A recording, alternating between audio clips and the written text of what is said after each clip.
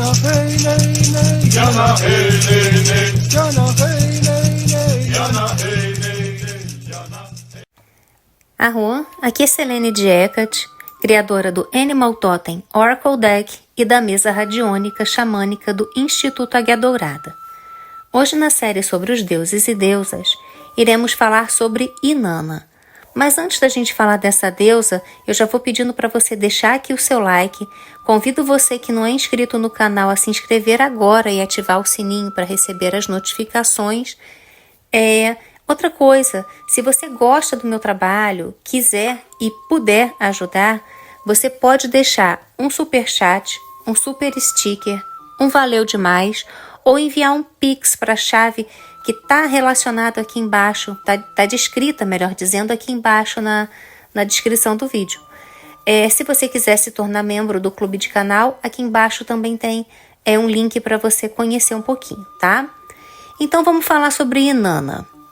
Inanna, ou Dinanna, é uma deusa da mitologia suméria, uma das civilizações mais antigas conhecidas que floresceu na Mesopotâmia, na região que hoje compreende parte do Iraque.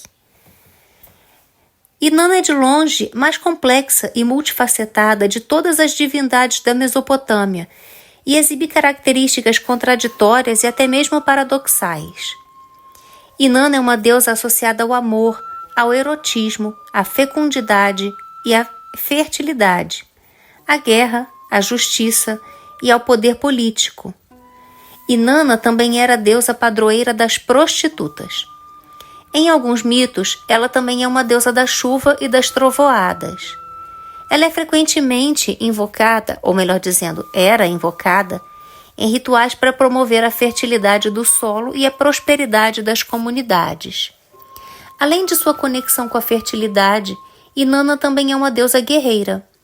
Seu aspecto guerreiro está associado à justiça, e ela é vista como uma divindade que pode intervir nos assuntos humanos para estabelecer a ordem e a igualdade. Inanna é muitas vezes chamada de Rainha do Céu e é associada às estrelas. Seu culto envolvia a adoração das estrelas, especialmente da estrela da manhã. Além disso, ela é considerada uma deusa da sabedoria e do conhecimento. Inanna é creditada com a transmissão de habilidades culturais e artísticas aos humanos, contribuindo para o desenvolvimento da civilização. Apesar de ser alvo de culto em todas as cidades sumérias, Inanna era especialmente devotada em Ur. Ela foi originalmente adorada na Suméria e mais tarde foi adorada pelos acadianos, babilônicos e assírios sob o nome de Ishtar. Inanna está listada em terceiro lugar depois de An e Enlil, nas primeiras listas de divindades dinásticas de Fara. Ela permanece na crosta superior do panteão da Mesopotâmia através do terceiro, segundo e primeiro milênios. Inanna é especialmente significativa como uma divindade assíria nacional, particularmente no primeiro milênio.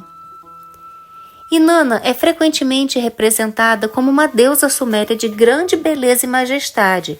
Sua iconografia inclui vestes reais, coroas e às vezes ela é retratada segurando símbolos de sua divindade, como o cetro e as estrelas.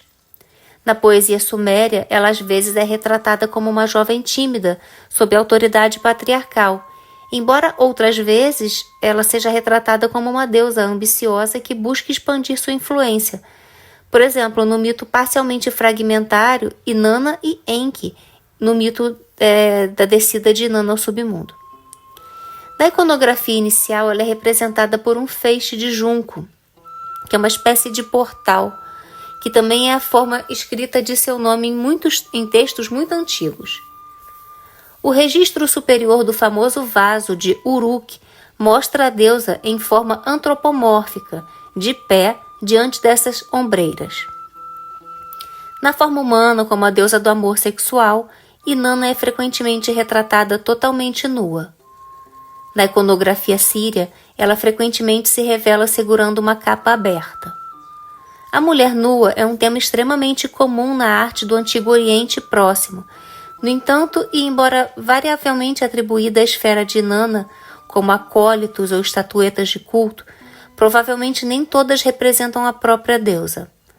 Uma boa indicação do status divino é a presença dos gorro ou cocar com chifres. Em seu aspecto guerreiro, Inanna é vestida com um manto de babados com armas saindo de seu ombro, muitas vezes com pelo menos uma outra arma na mão e às vezes com barba para enfatizar seu lado masculino. Seu animal de atributo como deusa da guerra é o leão, nas costas do qual ela geralmente tem um pé, ou ela está totalmente em pé nas costas do leão. Em elogio às suas qualidades guerreiras, ela é comparada a um leão que ruge e é temível. Em seu aspecto astral, Inanna é simbolizada pela estrela de 8 pontas. As cores vermelha e cornalina e o azul mais frio e o lápis lazuli também foram usados para simbolizar a deusa, talvez para destacar seus aspectos feminino e masculino, respectivamente. Em sua homenagem, a sacerdotisa e poetisa acadiana Enheduanna, filha de Sargão, compôs 42 hinos, identificando-a com Ishtar. Como resultado disso, a popularidade do culto de Inanna Ishtar disparou. Alfonso Arque, que esteve envolvido nas primeiras escavações de Ebla, assume que Ishtar era originalmente uma deusa venerada no Vale do Eufrates, apontando que uma associação entre ela e o chopo do deserto é atestado no mais antigo texto de Ebla e Mari, ou melhor dizendo, nos mais antigos textos. Inanna e Ishtar eram originalmente 2 deusas distintas, não relacionadas, mas foram unidas durante o reinado de Sargão de Acádia e passaram a ser consideradas efetivamente a mesma deusa sob 2 nomes diferentes. O nome de Inanna pode derivar da frase suméria Nin-An-Ak, que significa Senhora do Céu. Mas o sinal cuneiforme de Inanna não é uma ligadura dos sinais Senhora, do sumério Nin, e Céu, do sumério An. Essas dificuldades levaram alguns primeiros assiriologistas a sugerir que Inanna poderia ter sido originalmente uma deusa proto-eufratiana, possivelmente relacionada à deusa-mãe Urrita Ananna, que só mais tarde foi aceita pelo panteão sumério. Essa ideia foi apoiada pela juventude de Inanna e também pelo fato de que, diferentemente das outras divindades sumérias, ela parece ter inicialmente carecido de uma esfera distinta de responsabilidades.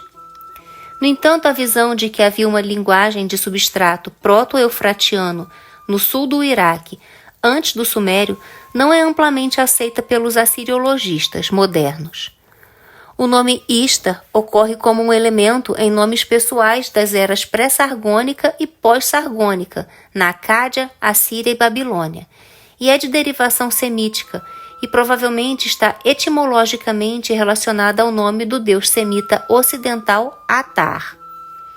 A estrela da manhã pode ter sido concebida como uma divindade masculina que presidiu as artes da guerra, e a estrela da tarde pode ter sido concebida como uma divindade feminina que presidiu as artes do amor. Entre os acadianos, assírios e babilônios, o nome do deus masculino acabou substituindo o nome de sua contraparte feminina, mas devido ao extenso sincretismo com Inanna, a divindade permaneceu como feminina, apesar de o nome dela estar na forma masculina. Embora Inanna Ishtar fosse uma deusa, seu gênero às vezes podia ser ambíguo. A identificação de gênero ambígua era uma característica não apenas da própria Ishtar, mas de uma categoria de divindades às quais ele se refere como deusas do tipo Ishtar, como por exemplo Shaushka, Pinikir ou Ninciana. Um hino tardio contém a frase ela, ou seja, Ishtar, é Enlil, ela é Ninil, que pode ser uma referência ao caráter ocasionalmente dimórfico de Ishtar, além de servir como uma exaltação. Um hino Ananaia alude a um aspecto masculino de Ishtar da Babilônia, junto com uma variedade de descrições mais padronizadas. Ishtar pode ser vista como uma figura feminina que desempenhou um papel masculino em certos contextos, por exemplo, como uma divindade de guerra. Indivíduos que eram contra o binário tradicional de gênero estiveram fortemente envolvidos no culto de Inanna. Durante a época suméria, um conjunto de sacerdotes conhecidos como Gala trabalhava nos templos de Inanna, onde realizavam elegias ou elegias e lamentações. Os homens que se tornaram Gala às vezes adotavam nomes femininos e suas canções eram compostas no dialeto sumério Emesal, que em textos literários é normalmente reservado para a fala de personagens femininas. Alguns provérbios sumérios parecem sugerir que os Gala tinham a reputação de praticar sexo anal com homens. Em um hino acadiano, Ishtar é descrita como transformando homens em mulheres. Embora fosse adorada como a deusa do amor, Inanna não era a deusa do casamento, nem nunca foi vista como uma deusa-mãe. Como uma deusa do amor, ela era comumente invocada pelos mesopotâmicos em encantamentos. Inanna também era adorada como uma das divindades de guerra suméria. Um dos hinos dedicados a ela declara que ela provoca confusão e caos contra aqueles que são desobedientes a ela, acelerando a carnificina e incitando a inundação devastadora revestida de um brilho aterrorizante. É seu jogo acelerar o conflito e batalha, incansável, calçando as sandálias. A própria batalha era ocasionalmente referida como a dança de Inanna. Os epítetos relacionados aos leões em particular pretendiam destacar esse aspecto de sua personalidade.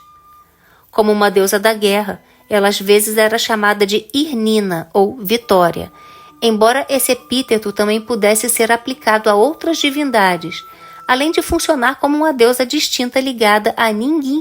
Vou tentar falar esse nome, tá, gente? Ningishzida, e não a Ishtar. Outro epíteto que destaca esse aspecto da natureza de Ishtar foi Anunito ou amarcial.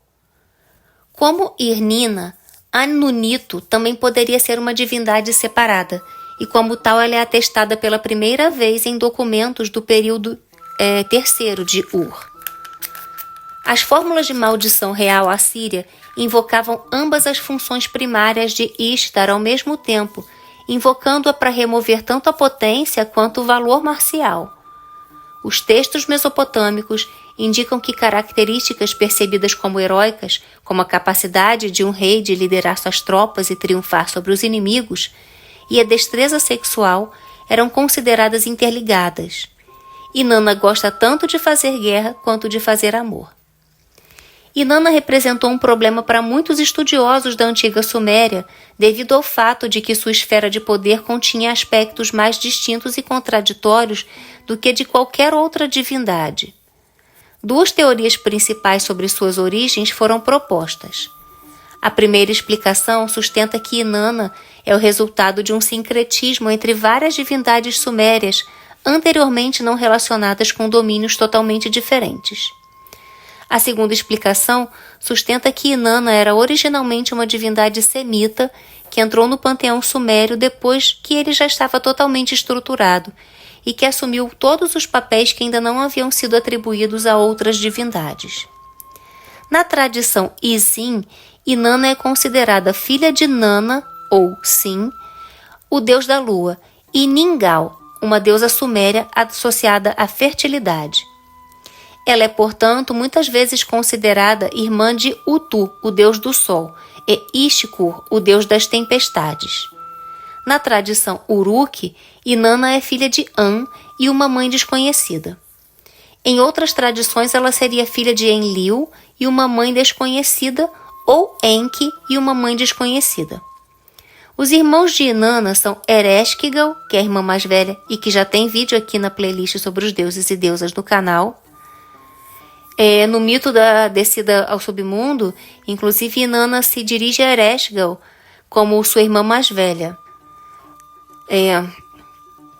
E o irmão gêmeo de Inanna seria Utu, conhecido como Shamash em acadiano, o deus do sol e da justiça. Nos textos sumérios, Inanna e Utu são mostrados como extremamente próximos. Alguns autores modernos percebem seu relacionamento como beirando o incestuoso. Em algumas tradições posteriores, o irmão de Inanna seria Ishkur. Na mitologia hitita, seu irmão seria Teshub.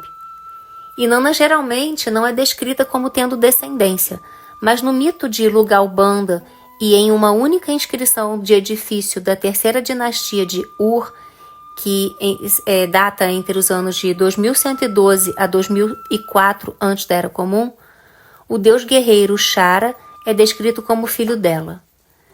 Ela às vezes também era considerada a mãe de Lulau, que é descrito em outros textos como filho de Ninsun. Há também evidências igualmente escassas de que a deusa do amor, Nanaya, seria considerada sua filha. Mas é possível que todos esses casos se refiram apenas a um epíteto, indicando a proximidade entre as divindades e não seria uma declaração sobre a filiação real. O marido de Inanna seria o deus Dumuzi, o deus dos pastores, mais tarde conhecido como Tamuz. Devido à influência urrita, em algumas fontes neo-assírias, Ishtar também foi associada a Haddad, com o relacionamento refletindo aquele entre Shaushka e seu irmão Teshub na mitologia urrita. Já tem vídeos sobre o deus Haddad aqui no canal, na playlist sobre os deuses e deusas. A Sukal de Inanna, o assistente pessoal, era a deusa Ninsubur, que mais tarde foi fundida com as divindades masculinas Ilabrat e Papsukal. Em alguns textos, Ninshubur foi listada logo após Dumuzi como membro do círculo de Inanna, antes mesmo de alguns de seus parentes. Em um texto aparece uma frase, abre aspas, Ninshubur, amada vizir, fecha aspas. Em outro texto, Ninshubur é listada antes mesmo de Nanaya, originalmente possivelmente uma hipóstase da própria Inanna, em uma lista de divindades de sua comitiva. Em um texto ritual acadiano conhecido nos arquivos hititas, a Sukal de Ishtar é invocada ao lado de seus familiares, Sin, Ningal e Shamash. Outros membros da comitiva de Inanna, frequentemente listados em listas de deuses, eram as deusas Nanaya, geralmente colocadas logo atrás de Dumuzi e Ninshubur, Kanisurra, Gasbaba e Bizila, todas elas também associadas entre si em várias configurações independentemente desse contexto. No mito da criação hitita, Ishtar nasce depois de seu irmão Kumarbi, ou melhor dizendo, que o seu irmão Kumarbi derruba seu pai, Anu. Kumarbi morde os órgãos genitais de Anu e os engole, fazendo com que ele engravide da prole de Anu, incluindo Ishtar e seu irmão, o deus hitita da tempestade Teshub. Esse relato mais tarde se tornou a base para a história grega da castração de Urano por seu filho Cronos, resultando no nascimento de Afrodite, descrita na Teogonia de Hesíodo. Mais tarde, no mito hitita, Ishtar tenta seduzir o monstro Olikume, mas falha porque o monstro é cego e surdo e não consegue vê-la ou ouvi-la.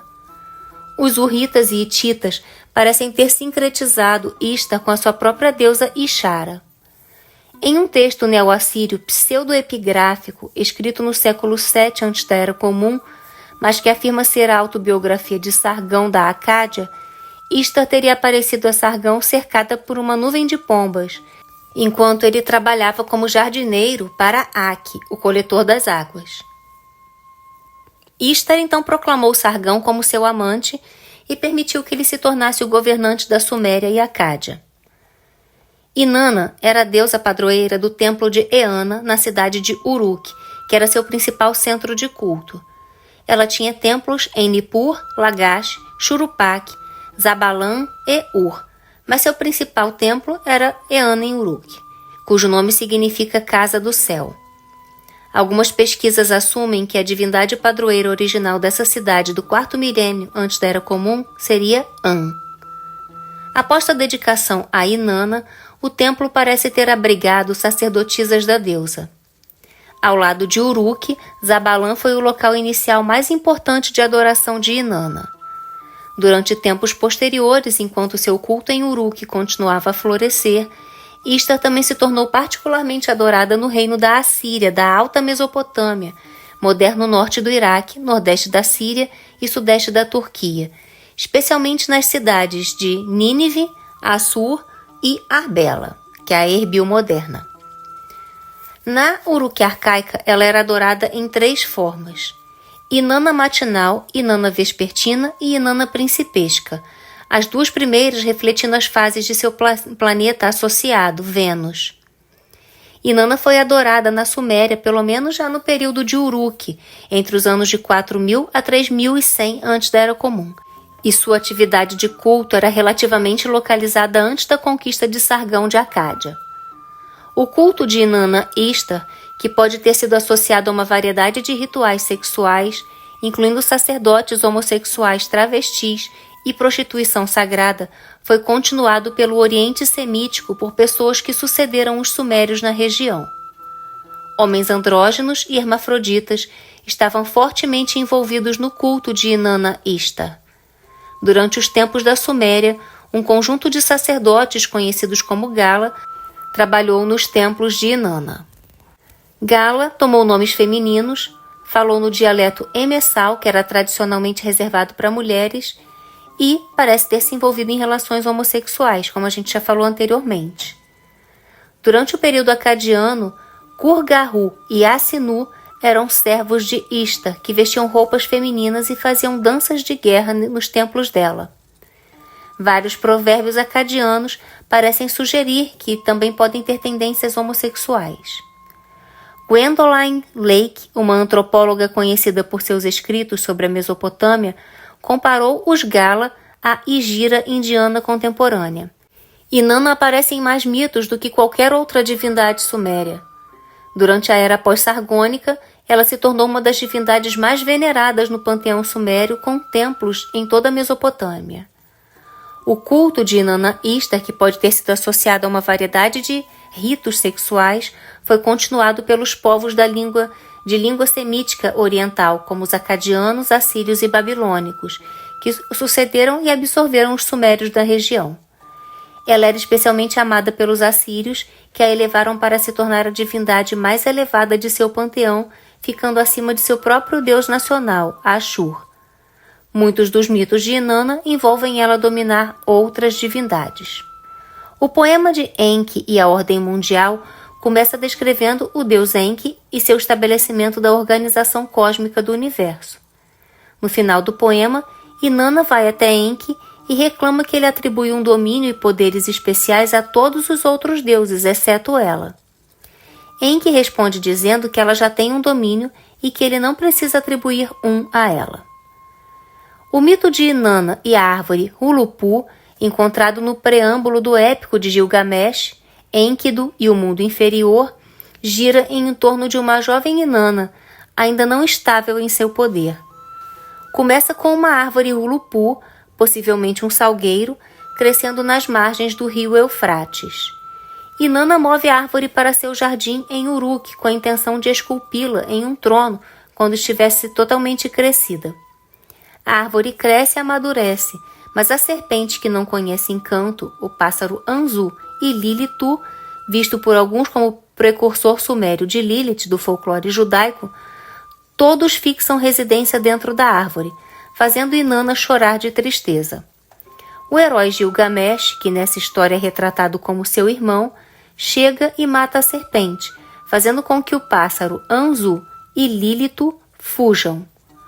Os companheiros de Gilgamesh derrubam a árvore e esculpem sua madeira para uma cama e um trono, que eles dão a Inanna, que cria um picu e um micu, provavelmente um tambor e baquetas, respectivamente, embora as identificações exatas sejam incertas. Então ela pega o picu e o micu, dá a Gilgamesh como recompensa por seu heroísmo. O hino sumério Inanna e Utu contém um mito etiológico que descreve como Inanna se tornou a deusa do sexo.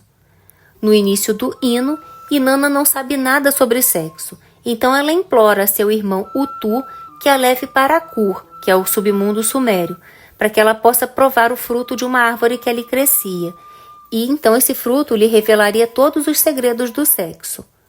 Utu obedece e, em Kur, Inanna prova a fruta e se torna conhecedora.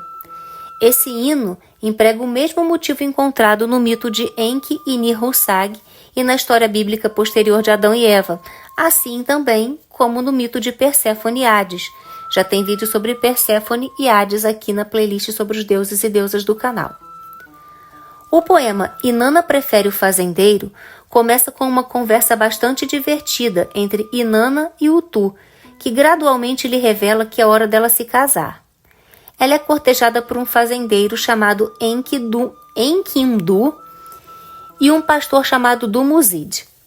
No início, Inanna prefere o fazendeiro, mas Utu e Dumuzid gradualmente a convencem de que Dumuzid é a melhor escolha para marido, argumentando que para cada presente que o fazendeiro pudesse dar a ela, o pastor poderia lhe dar algo melhor ainda. No final, Inanna se casa com Dumuzid. O pastor e o agricultor reconciliam as suas diferenças, oferecendo presentes um ao outro. Samuel Noah Kramer compara o mito à história bíblica posterior de Caim e Abel, porque ambos os mitos giram em torno de um fazendeiro e um pastor competindo pelo favor divino, e em ambas as histórias a divindade em questão geralmente escolhe o pastor. Inanna e Enki é um longo poema escrito em sumério, que pode datar da terceira dinastia de Ur, e que conta a história de como Inanna roubou o mês sagrado de Enki, o deus da água e da cultura humana. Na antiga mitologia suméria, os mês eram poderes sagrados ou propriedades pertencentes aos deuses que permitiam a existência da civilização humana. Cada me, no singular de mês, cada me, incorporou um aspecto específico da cultura humana. Esses aspectos eram muito diversos, e os mês listados no poema incluem conceitos abstratos, como verdade, vitória e conselho, tecnologias como escrita e tecelagem, e também construções sociais como a lei, ofícios sacerdotais, realeza e prostituição. Acreditava-se que os mês concediam poder sobre todos os outros aspectos da civilização, tanto positivos quanto negativos. No mito, Inanna viaja de sua própria cidade de Uruk até a cidade de Eridu de Enki, onde visita seu templo, o Abizu. Inanna é saudada pelo Sucal de Enki, Isimud, que lhe oferece comida e bebida. Inanna inicia uma competição de bebida com Enki. Então, quando Enki está completamente embriagado, Inanna o convence a dar-lhe o mês. Inanna foge de Eridu no barco do céu, levando o mês de volta com ela para Uruk. Enki acorda e descobre que os mês desapareceram e pergunta a Isimud o que aconteceu com eles. Isimud responde que Enki deu todos eles para Inanna. Enki fica furioso e envia vários conjuntos de monstros ferozes atrás de Inanna para retornar o mês antes que ela chegue à cidade de Uruk. Ninshubur Sucal de Inanna afasta todos os monstros que Enki envia atrás delas. Com a ajuda de Ninshubur, Inanna consegue levar o mês de volta com ela para a cidade de Uruk. E depois que ela escapa, Enki se reconcilia com Inanna e lhe dá uma despedida positiva. É possível que essa lenda represente uma transferência histórica de poder da cidade de Eridu para a cidade de Uruk. E também é possível que essa lenda seja uma representação simbólica da maturidade de Inanna e sua prontidão para se tornar a rainha do céu. Acreditava-se que Inanna havia tomado o templo de Eanna de An, o deus do céu. O poema Inanna assume o comando do céu é um relato extremamente fragmentário, mas importante, da sua conquista do templo Eanna em Uruk. Começa com uma conversa entre Inanna e seu irmão Utu, no qual Inanna lamenta que o templo de Eanna não esteja dentro de seu domínio e resolve reivindicá-lo como o seu. O texto torna-se cada vez mais fragmentado nesse ponto da narrativa, mas parece descrever sua difícil passagem por um pântano até chegar ao templo, enquanto um pescador a instrui sobre qual rota é a melhor para seguir. No final das contas, Inanna alcança seu pai, An, que fica chocado com sua arrogância, mas mesmo assim admite que ela teve sucesso e que o templo agora é seu. O texto termina com um hino expondo a grandeza de Inanna, E esse mito pode representar um eclipse na autoridade dos sacerdotes de An em Uruk e uma transferência de poder para os sacerdotes de Inanna. Inanna aparece brevemente no início e no final do poema épico Enmerkar e o Senhor de Arata. O épico trata de uma rivalidade entre as cidades de Uruk e Arata.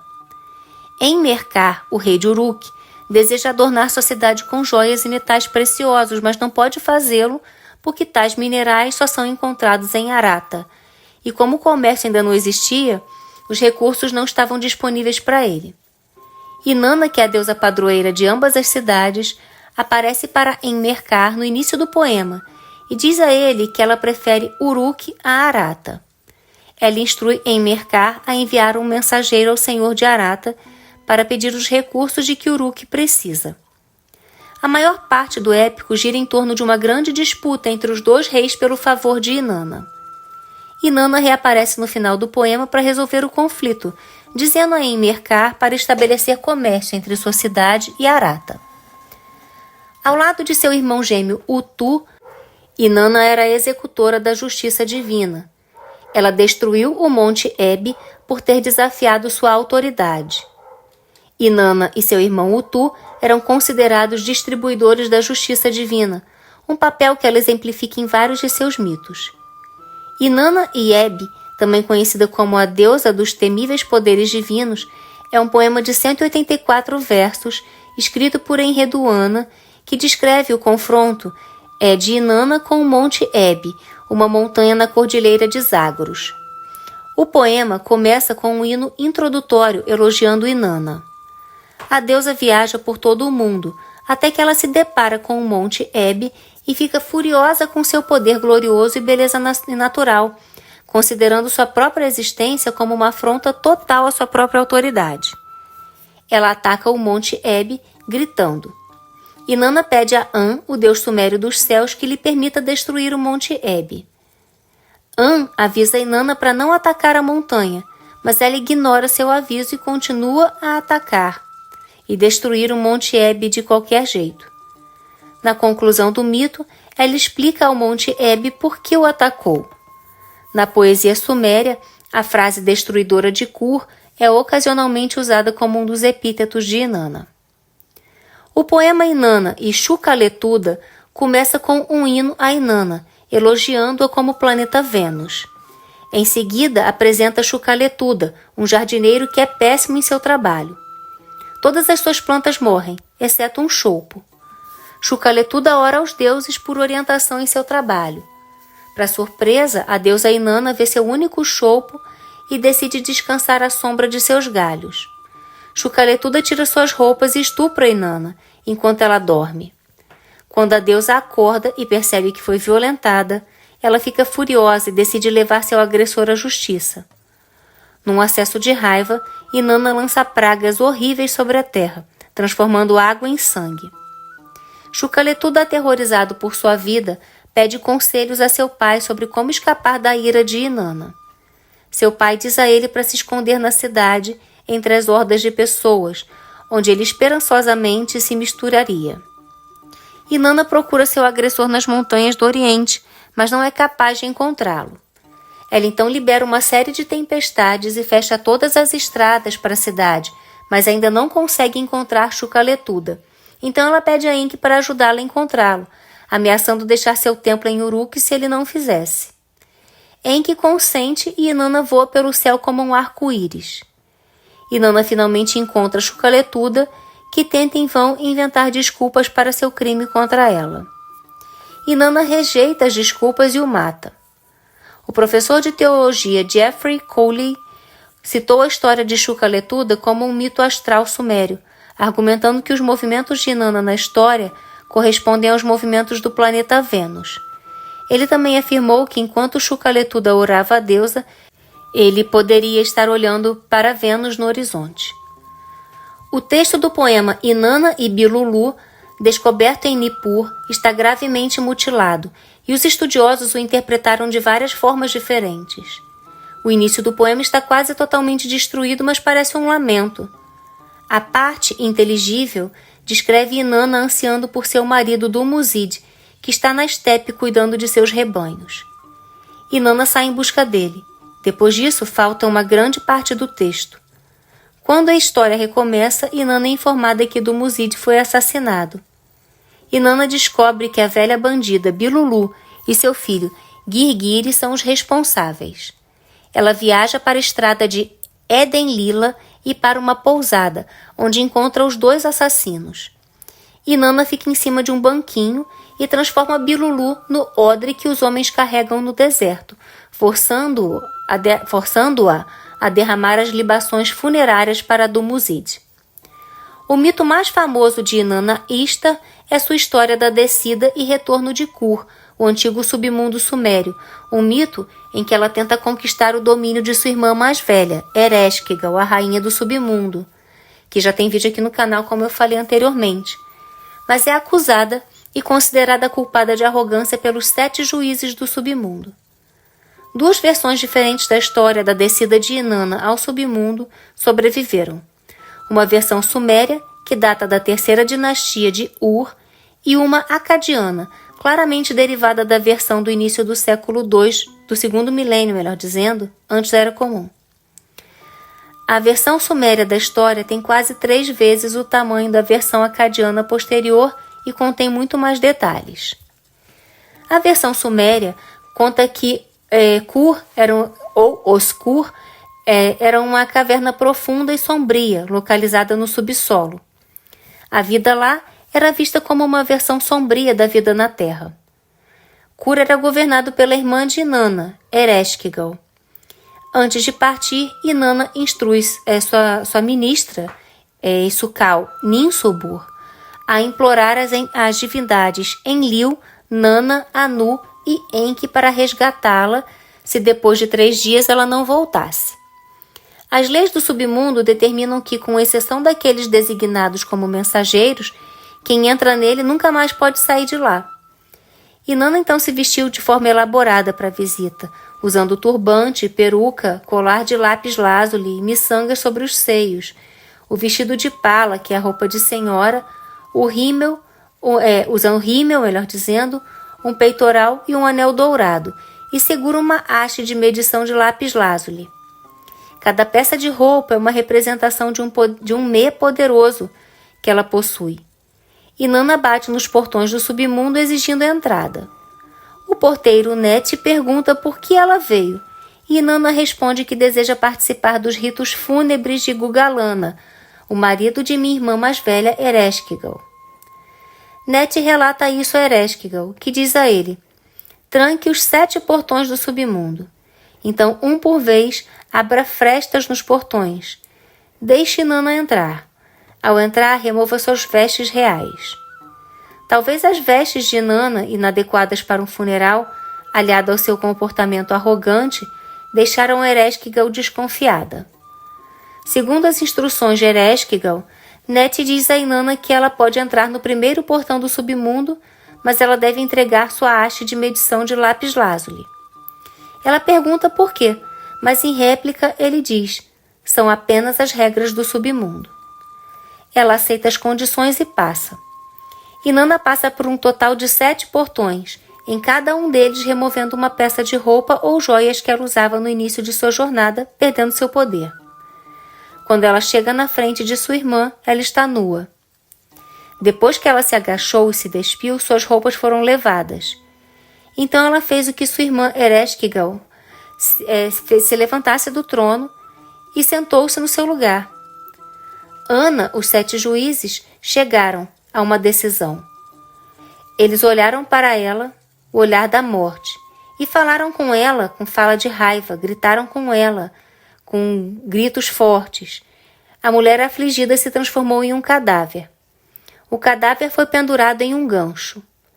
3 dias e 3 noites se passaram, e Ninsubur, seguindo as instruções, foi até os templos de Enlil, Nanna, An e Enki, e pede que a cada um deles que salvasse Inanna. As 3 primeiras divindades, ou seja, Enlil, Nanna e An, recusam, dizendo que o destino de Inanna é sua própria culpa, mas Enki fica profundamente aflito e concorda em ajudar. Ele cria 2 figuras sem sexo, chamadas Gala, Tura e o Kur-Jara, a partir da sujeira sob as unhas de 2 dedos.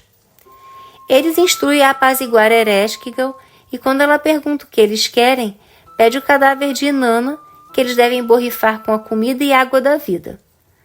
Quando eles vêm antes de Ereshkigal, ela está em agonia como uma mulher dando à luz. Ela oferece a eles o que quiserem, incluindo rios de água e campos de cereais se pudessem aliviá-la, mas eles recusam todas as suas ofertas e pedem apenas o cadáver de Inanna. O Galatura e o Kur-Jara polvilham o corpo de Inanna com alimento e água da vida e a revivem. Os demônios Gala enviados por Ereshkigal seguem Inanna para fora do submundo, insistindo que alguém deve ser levado ao submundo para substituir Inanna. Eles primeiro encontram Ninshubur e tentam levá-la, mas Inanna os impede, insistindo que Ninshubur é sua serva leal e que ela lamentou por sua morte enquanto ela estava no submundo. Em seguida encontram Shara, o esteticista de Inanna, que ainda está de luto. Os demônios tentam pegá-lo, mas Inanna insiste que não, porque ele também lamentou por ela. A terceira pessoa que encontram é Lulau, que também está de luto. Os demônios tentam pegá-lo, mas Inanna os detém mais uma vez. Finalmente eles encontram Dumuzi, o marido de Inanna. Dumuzi, diferente dos outros que se lamentavam adequadamente, estava ricamente vestido e descansando embaixo de uma árvore ou em seu trono, entretido por escravas, apesar do destino de Inanna. Inanna, descontente, decreta que os Gala o levem.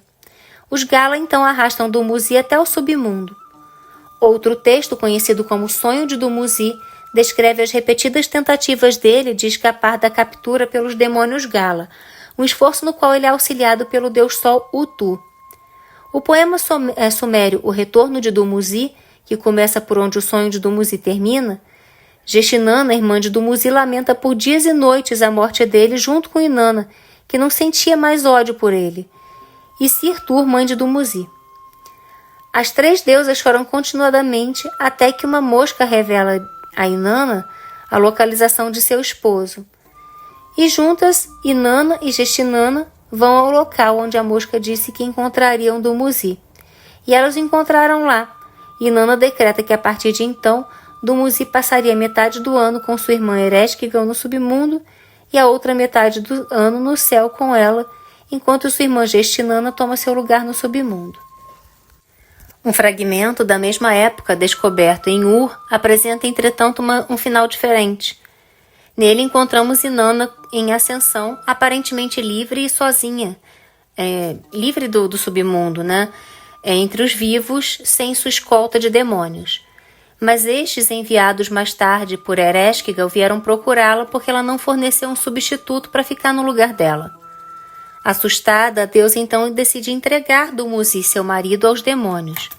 Ela não dá nenhuma razão para sua escolha, exceto que ela tem medo de voltar para o inferno. Nessa versão, os demônios são muito mais brutais e derrotam Dumuzi, que implora que Utu o transforme em uma cobra. Utu aceita, menos comovido pelas lágrimas do marido de Inanna do que para corrigir uma injustiça. Dumuzi foge e se refugia com sua irmã Gestinana, que tenta escondê-lo. Os demônios encontram Gestinana e a torturam para descobrir onde Dumuzi estava se escondendo. Mas mesmo que Gestinana não diga uma palavra sobre o esconderijo de seu irmão, os demônios o encontram e o levam para o mundo inferior. O fragmento termina com os gritos de desespero de Gestinana na cidade. Aqui nenhuma alusão ao retorno de Dumuzi e sua substituição por sua irmã, mas o final do manuscrito está faltando e uma tabuinha inteira ainda pode estar faltando. De acordo com a versão acadiana, a história começa com Ishtar se aproximando dos portões do submundo e exigindo que o porteiro a deixe entrar. Tipo, se você não abrir o portão para que eu entre, eu vou esmagar a porta, quebrar o ferrolho, esmagar o batente, derrubar as portas, ressuscitarei os mortos que comerão os vivos e os mortos serão mais numerosos que os vivos. Bem um apocalipse zumbi mesmo. O porteiro, cujo nome não é dado na versão acadiana, se apressa para contar para Ereshkigal sobre a chegada de Ishtar. Ereshkigal ordena que ele deixe ela entrar, mas diz a ele para tratá-la de acordo com os ritos antigos. O porteiro permite a entrada de Ishtar no submundo, abrindo um portão de cada vez, e em cada portão ela precisa tirar uma peça de roupa ou joia. Quando ela finalmente passa pelo 7º, ela está nua. Com raiva, Ishtar se joga contra Ereshkigal, mas Ereshkigal ordena que seu servo, Nantar, prenda a Ishtar e desencadeie 60 doenças sobre ela. Depois que Ishtar desce ao submundo, toda atividade sexual cessa na terra. O deus Papsukal, o homólogo acadiano de Ninsubur, relata a situação a Ea, o deus da sabedoria e da cultura. Ea cria um andrógeno chamado Asusunamir e o envia a Ereshkigal, dizendo-lhe para invocar o nome dos grandes deuses contra ela e pedir a bolsa que contém a água da vida. Ereshkigal fica furiosa quando ouve a demanda de Asusunamir, mas é forçada a dar-lhe a água da vida. Asusunamir borriva Ishtar com essa água, revivendo-a. Ishtar atravessa os 7 portões mais uma vez, recebendo uma peça de roupa em cada portão e saindo no final vestida. Essa descida e ressurreição de Inanna simbolizam os ciclos da natureza, a morte e o renascimento, e são interpretados como uma representação mítica da mudança das estações e da fertilidade. O mito pode ainda ser interpretado como a união entre Inanna e seu próprio lado sombrio, sua irmã gêmea, Ereshkigal no caso. Quando Inanna ascende do submundo é através dos poderes de Ereshkigal, mas enquanto Inanna está no submundo, é Ereshkigal quem aparentemente assume os poderes da fertilidade. O mito pode ser interpretado como sendo sobre o poder psicológico de uma descida ao inconsciente, a realização da própria força através de um episódio de aparente impotência e a aceitação das próprias qualidades negativas. Na epopeia de Gilgamesh acadiana, Ishtar aparece para ele depois que ele e seu companheiro Enkidu voltaram a Uruk após derrotar o ogro Humbaba e exige que Gilgamesh se torne seu esposo. Gilgamesh a recusa, apontando que todos os amantes anteriores de Inanna sofreram. Furiosa com a recusa de Gilgamesh, Ishtar, ou Inanna, vai para o céu e diz ao pai Anu que ele a insultou, ele no caso Gilgamesh. Anu pergunta por que ela está reclamando com ele, ao invés de confrontar Gilgamesh ela mesma. Ishtar exige que Anu lhe dê o touro dos céus, e jura que se ele não der, ela irá arrombar as portas do inferno e quebrar os ferrolhos. Haverá confusão, isso é, mistura de pessoas, as de cima com as das profundezas mais baixas, e que ela irá trazer os mortos para comerem comida como os vivos, e que as bocas dos mortos serão mais numerosas do que as dos vivos. Ishtar recebe de Anu então o touro dos céus e o envia para atacar Gilgamesh e seu amigo Enkidu. Gilgamesh e Enkidu matam o touro e oferecem seu coração ao deus do sol Samais. Enquanto Gilgamesh e Enkidu estão descansando, Ishtar sobe nos muros de Uruk e amaldiçoa Gilgamesh. Enkidu arranca a coxa direita do touro e joga no rosto de Ishtar, dizendo que se ele pudesse colocar as mãos sobre ela, seria isso que ele faria com ela, a amarraria com suas entranhas. Enkidu morre mais tarde por essa impiedade, inclusive. Ishtar reúne as prostitutas, meretrizes e cortesãs acanhadas e ordena que chorem pelo touro do céu. Enquanto isso, Gilgamesh celebra a derrota do touro. E mais tarde, no épico, Utnapishtim conta a Gilgamesh a história do grande dilúvio que foi enviado pelo deus Enlil para aniquilar toda a vida na Terra, porque os humanos que estavam superpovoando, tinha muita gente aqui na Terra, estava lotada, eles faziam muito barulho e o impediam de dormir.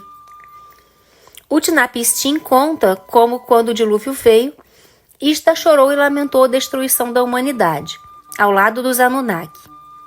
Mais tarde, após o dilúvio, Utnapishtim fez uma oferenda aos deuses. Ishtar aparece para Utnapishtim usando um colar de lápis-lazuli com contas em formas de moscas e diz a ele que Enlil nunca discutiu o dilúvio com nenhum dos outros deuses. Ela jura que nunca permitirá que Enlil cause outra inundação e declara que seu colar de lápis-lazuli é um sinal de seu juramento. Ishtar convida todos os deuses, exceto Enlil, para se reunir em torno da oferenda e desfrutar. Inanna era adorada na Suméria desde o período de Uruk, mas ela tinha pouca significância antes da conquista de Sargão de Acádia. Durante a era pós-sargônica, ela se tornou uma das divindades mais veneradas no panteão sumério, com templos por toda a Mesopotâmia, e sua influência transcendeu para outras culturas da região, como a babilônica e a assíria, onde ela foi sincretizada com Ishtar. O culto de Inanna Ishtar foi continuado pelo povo de língua semítica oriental, como a gente já falou, e ela era especialmente amada pelos assírios, que a levaram para se tornar a divindade mais alta no panteão, passando até por cima de Assur. Inanna Ishtar é mencionada na Bíblia hebraica e influenciou bastante a deusa fenícia Astarte, que mais tarde influenciou o desenvolvimento de Afrodite. Seu culto continuou a florescer até seu declínio gradual entre o século I e VI, com o nascer do cristianismo, embora tenha sobrevivido em partes da Mesopotâmia superior entre as comunidades assírias no final do século XVIII. A canção de Agus-Raya, ou Agushaya, um texto acadiano presumivelmente da época de Hammurapi, conta um mito misturado com passagens inárias. A deusa Ishtar está cheia de ira constante e assola a terra com guerras e batalhas. Com seu rugido, ela finalmente ameaça o sábio deus Ea em Apsu. Ela aparece diante da Assembleia de Deuses e decide, semelhante a Enkidu na epopeia de Gilgamesh, ela decide criar um oponente igual ou melhor dizendo, Ea decidiu criar um oponente igual para Ishtar. E da sujeira de suas unhas, ele criou a poderosa deusa Saltun, que significa briga, disputa, a quem ele instrui a confrontar Ishtar desrespeitosamente e atormentá-la dia e noite com seu rugido. A seção do texto com o confronto de ambas as deusas não foi preservada, mas é seguida por uma cena em que Ishtar exige de Ea que chame Saltun de volta, o que ele faz. Posteriormente, Ea estabelece um festival no qual, doravante, uma dança giratória seria realizada anualmente em comemoração aos eventos. O texto termina com a afirmação de que o coração de Ishtar se acalmou. O mito sobre a infância do deus Ishun, visto como filho de Shamash, descreve Ishtar aparentemente cuidando dele temporariamente e possivelmente expressando aborrecimento com aquela situação. Em um texto pseudoepigráfico neo-assírio escrito no século VII, antes da Era Comum, mas que afirma ser a autobiografia de Sargão de Acádia, afirma-se que Ishtar apareceu a Sargão cercada por uma nuvem de pombas, como a gente já falou, e então tomou ele como amante. E ele então se tornou governante da Suméria e Acádia. O culto de Inanna Ishtar pode ter sido introduzido no reino de Judá durante o reino do rei Manassés, e embora a própria Inanna não seja diretamente mencionada pelo nome na Bíblia, o Antigo Testamento contém numerosas alusões a um culto a ela. Jeremias menciona a Rainha do Céu, que é provavelmente um sincretismo de Inanna Ishtar e Astarte. Jeremias afirma que a Rainha do Céu era adorada por mulheres e que faziam bolos para ela.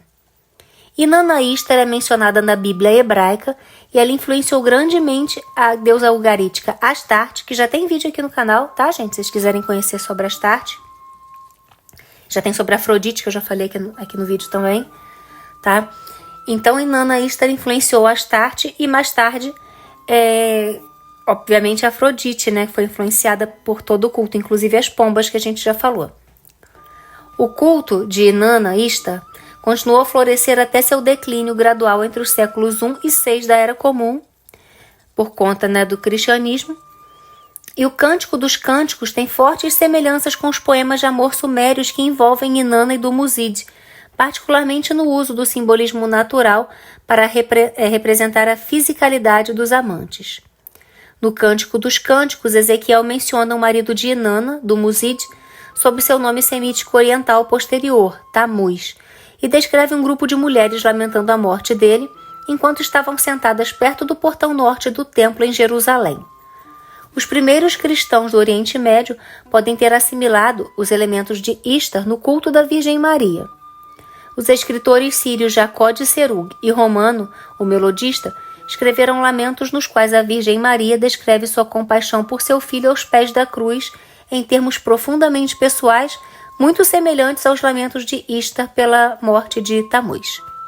A religião tradicional da Mesopotâmia começou a declinar gradualmente entre os séculos 3 e 5 da Era Comum, à medida que os assírios étnicos se convertiam ao cristianismo.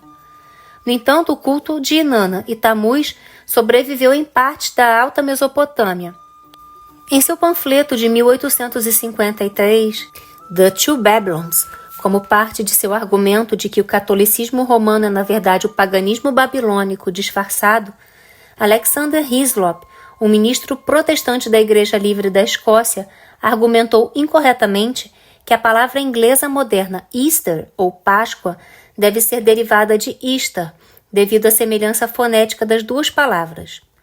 Os estudiosos modernos rejeitaram unanimemente os argumentos de Hislop, como errôneos e baseados em uma compreensão falha da religião babilônica. No entanto, o livro de Hislop ainda é popular entre alguns grupos de protestantes evangélicos, e as ideias dele promovidas circularam amplamente, especialmente através da internet, devido a uma série de memes populares. Ao longo da segunda metade do século XX, acreditava-se amplamente que o culto a Inanna envolvia um ritual de casamento sagrado, no qual um rei estabeleceria sua legitimidade, assumindo o papel de Dumuzid e engajando-se em relações sexuais com a alta sacerdotisa de Inanna, que assumiria o papel de deusa. Essa visão, no entanto, foi desafiada, e os estudiosos continuam a debater se o casamento sagrado descrito em textos literários envolvia algum tipo de realização ritual física, e, em caso afirmativo, se esse ritual, a encenação envolvia relações sexuais reais ou apenas a representação simbólica. Atribuído ao início da história suméria, o chamado casamento sagrado celebrava o casamento de Inanna, representado por sua alta sacerdotisa, e Dumuzi, representado pelo governante, durante o festival do Ano Novo para garantir prosperidade e abundância. Praticado no final do terceiro e início do segundo milênio antes da Era Comum, o rito sagrado do casamento, que pode ter sido apenas uma construção intelectual e não um evento de fato, serviu, no entanto, para expressar a relação entre o rei e o mundo divino. Consequentemente, o fato de muitos governantes do terceiro milênio se descreverem como seu esposo aponta para a significativa atuação de Inanna no exercício do poder político. Durante muito tempo se pensou que o culto de Ishtar envolvia prostituição sagrada, mas agora isso é rejeitado por muitos estudiosos. Hieródulos conhecidos como vou tentar falar esse nome, tá, gente? Istaritum, teriam trabalhado nos templos de Ishtar, mas não está claro se tais sacerdotisas realmente realizavam algum ato sexual, e vários estudiosos modernos argumentaram que não. Mulheres em todo o Antigo Oriente Próximo adoravam Ishtar, dedicando-se a ela bolos assados em cinzas, conhecidos como Kaman Tumri. Uma dedicatória desse tipo é descrita em um hino acadiano. Vários moldes de bolo de argila descobertos em Mari têm o formato de mulheres nuas com quadris largos segurando os seios. Alguns estudiosos sugeriram que os bolos feitos com esses moldes pretendiam ser representações da própria Ishtar. Inanna é a principal fonte antiga de Babylon, de Aleister Crowley, uma deusa principal da religião Telema. O nome de Inanna também é usado para se referir à deusa no neopaganismo moderno e na Wicca. Seu nome ocorre no refrão do Burning Times Chant, uma das liturgias wiccanas mais amplamente usadas. A descida do submundo, de Inanna, foi uma inspiração para a descida da deusa, um dos textos mais populares da Wicca gardneriana. Inanna tornou-se uma figura relevante na teoria feminista moderna pelo fato de que ela aparece no panteão sumério dominado por homens, mas é igualmente poderosa, se não mais poderosa que as divindades masculinas com os quais ela aparece ao lado. Inanna também é uma importante figura da cultura BDSM. O retrato de Inanna no mito, Inanna e Hebe, é citado como exemplo precursor do arquétipo da dominatrix, caracterizando-a como uma mulher poderosa que força deuses e homens a se submeterem a ela. Na mitologia, os submissos de Inanna dançavam em rituais enquanto eram chicoteados por ela para satisfazê-la. Quando os submissos pediam misericórdia, Inanna encerrava a flagelação, tornando tal ação como a pioneira do conceito da palavra de segurança do BDSM. No ciclo de Inanna, há a criação, a reprodução e a destruição. A força da deusa reside na capacidade de desistir daquilo que há de mais precioso, a fim de garantir crescimento e regeneração. A transformação só pode ocorrer quando atitudes e valores antigos são substituídos por novos. Inanna nos mostra o espírito livre e aventureiro da mulher. Ela pode ajudar-nos a passar por situações nas quais a gente possa se sentir preso, ou quando a gente se sente que ocorre uma ruptura na vida. Inanna chega até nós para dizer que uma jornada até o inferno é o caminho para a totalidade. É necessário conhecer todos os aspectos de si mesma, tanto os bons quanto os ruins, para conquistar a totalidade. Quanto às deusas relacionadas a Inanna, além da fusão de Inanna com Ishtar, ela foi sincretizada com muitas outras deusas, que em graus variados. Existia até, de acordo com escribas antigos, um grupo Inanna de deusas semelhantes. Então, algumas deusas, que a gente pode colocar como relacionada, além de Ishtar, que se não é Inanna, é uma outra deusa muito próxima, Ishtar da mitologia babilônica, frequentemente identificada com Inanna e que compartilha muitas características e até mesmo algumas lendas com ela. E Shara, que devido à associação com Ishtar, começou a ser considerada uma senhora do amor, como ela e Nanaya na Mesopotâmia. No entanto, no contexto Uru-hitita, Ishara foi associada a uma deusa do submundo, Alani, e adicionalmente funcionou como uma deusa dos juramentos. Temos também Astarte, da mitologia fenícia, que é uma deusa associada ao amor e fertilidade, que compartilha semelhanças com Inanna, e os fenícios introduziram Astarte nas ilhas gregas, o que influenciou também a deusa Afrodite, que também está associada a Inanna, por ser uma deusa do amor, da beleza, também da guerra, e tem uma influência muito grande sobre os aspectos femininos e sensuais, também da fertilidade, da procriação, e além disso a Afrodite tinha um epíteto chamado Ourânia, que significa celestial, que corresponde ao papel de Inanna como rainha do céu. Afrodite em Esparta era adorada como Afrodite Areia, que significa guerreira, que também tem associação com o aspecto guerreiro de Inanna. E além de tudo tem a criação, a associação com as pombas, A palavra grega para pomba era peristerá, que pode ter sido derivado da frase semítica pera Ishtar, ou pássaro de Ishtar. Além dessas deusas, ainda tem Nanaya, que é uma deusa intimamente ligada a Inanna, já que seu nome possivelmente pode ser um epíteto de Inanna. Nanaya era associada ao amor erótico, mas também desenvolveu um aspecto guerreiro.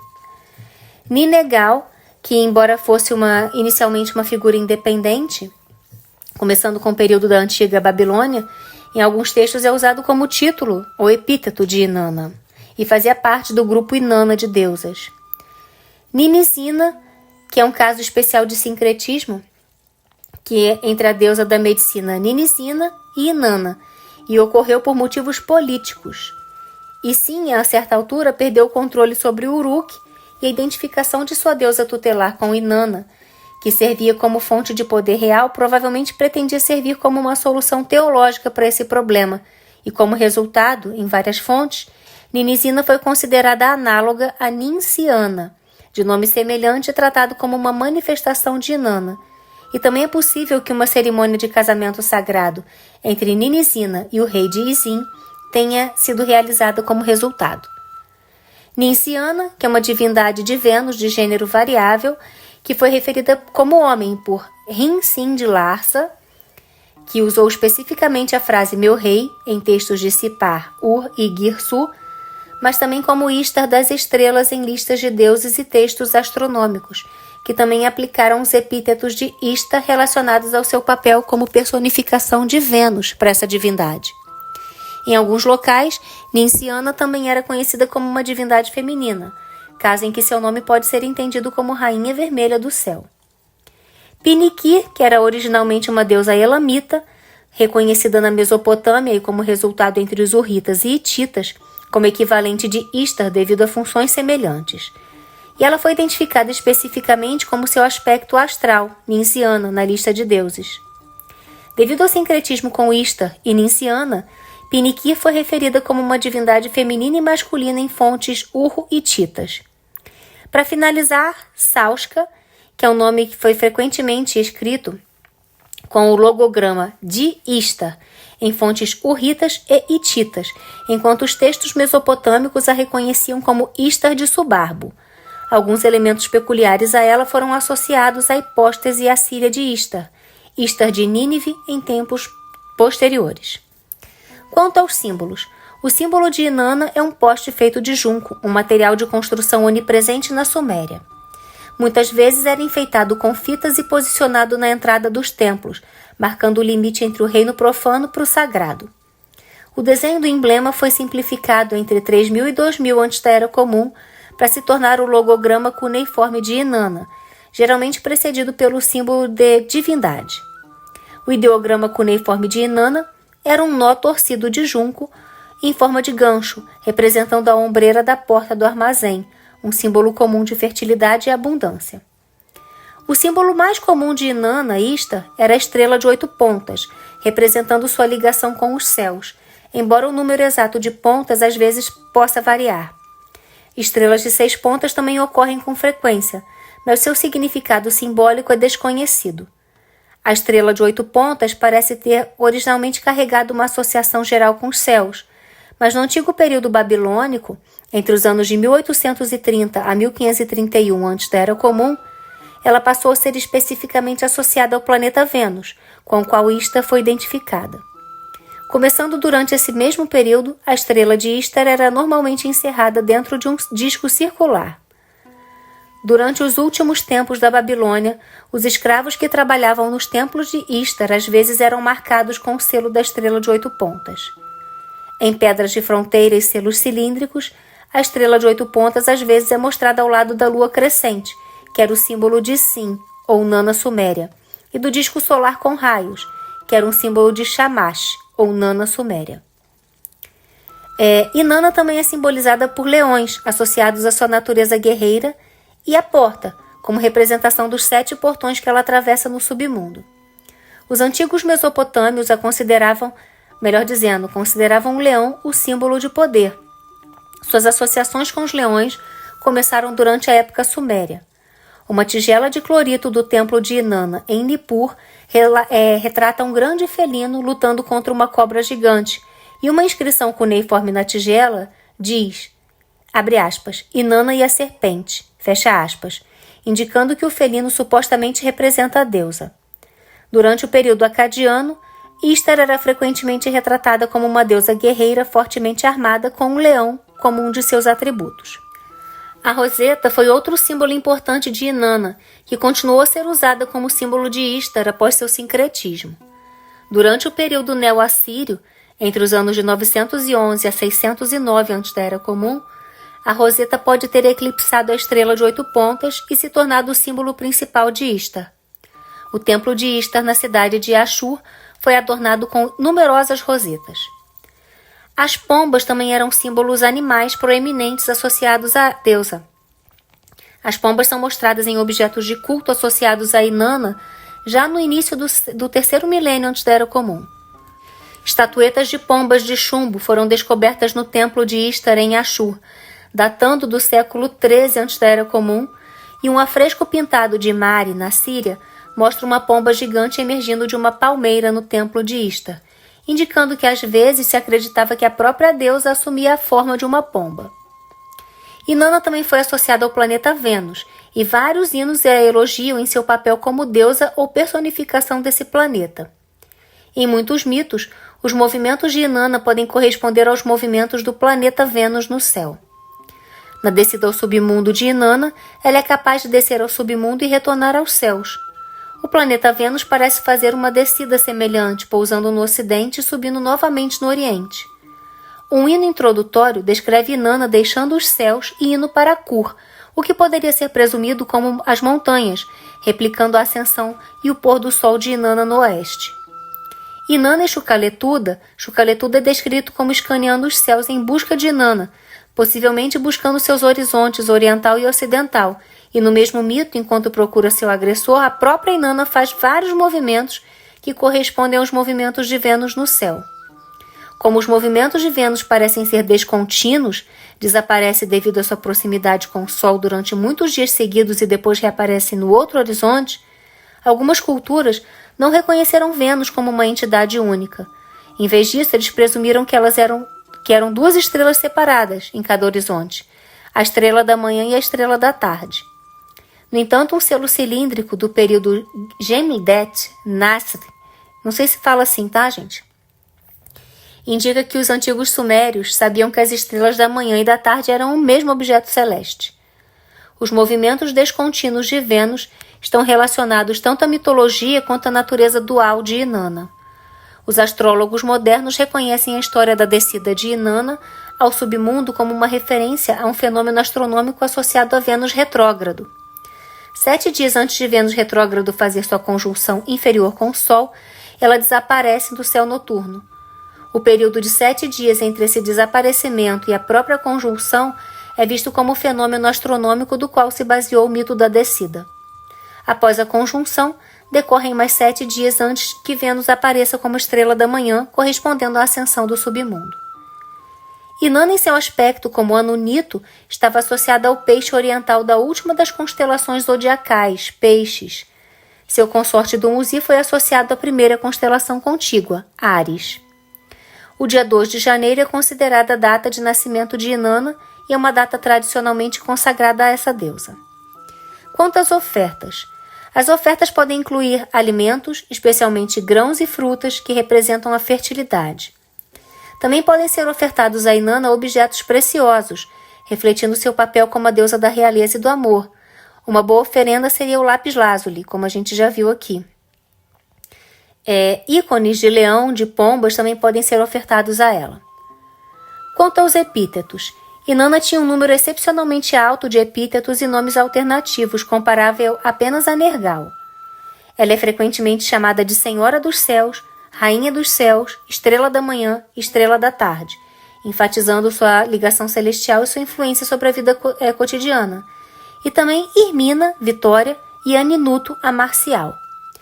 Bem, vou passar a oração aqui para vocês, tá? Já é importante falar antes da oração aqui que todo o material que eu utilizei para fazer essa pesquisa está relacionado aqui embaixo na descrição do vídeo. Então é só vocês irem nesses links aí que vocês encontram tudo o que eu falei, tá? Inclusive como escrevem os nomes, caso tenha alguma dúvida.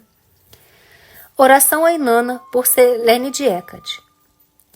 Inanna, Rainha dos Céus e Estrela da Manhã, ouça minha prece e aceite minha devoção. Senhora da fertilidade e da sabedoria, guie-me nos caminhos da vida e da renovação. Nos 7 portões do destino, você caminhou desafiando o submundo com coragem, com poder. Que sua luz brilhe sobre nós, iluminando os nossos caminhos na escuridão.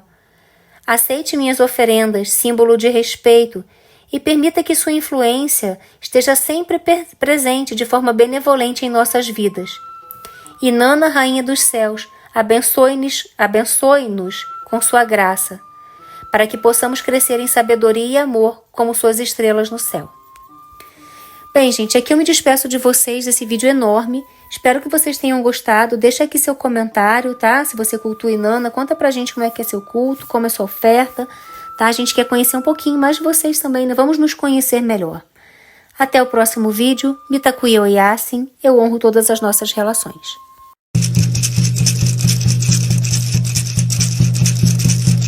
Yana hey nay nay, Yana hey nay nay, Yana hey nay nay, Yana